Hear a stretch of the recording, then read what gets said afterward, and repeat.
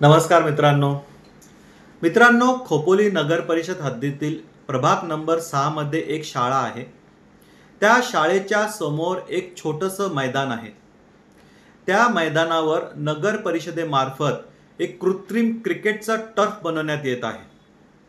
शाळेच्या मुलांना इतरत्र खेळ जसे काय खो खो, कबड्डी व मुलं शाळेमध्ये इतरत्र खेळ खेळत असतात, ते खेळ खेळण्यासाठी मुलांकडे कोणताही मैदान शिल्लक राहणार नाही। त्यासाठी आम आदमी पार्टीने आवाज उठवलेला आहे व आम्ही संघर्ष करत आहोत। तसेच त्या मैदानावरून टाटा पॉवरची हाय टेन्शनची लाईन जाते। समजा तिथे क्रिकेटचा टर्फ बनवला, त्याला लोखंडी खांब लावले आणि त्या खांबातून जर करंट पास होऊन खाली आलं आणि एखाद्या विद्यार्थ्याला जर विजेचा धक्का लागला तर जीवितहानी होण्याची दाट शक्यता आहे।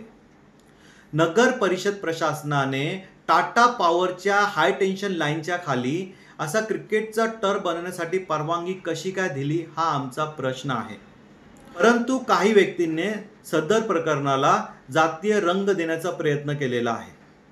शाळा कोणतीही असो, ती शाळा उर्दू असो, मराठी असो किंवा कोणत्याही मीडियमची शाळा असो, त्याच्याशी आम्हाला घेणं देणं नाहीये।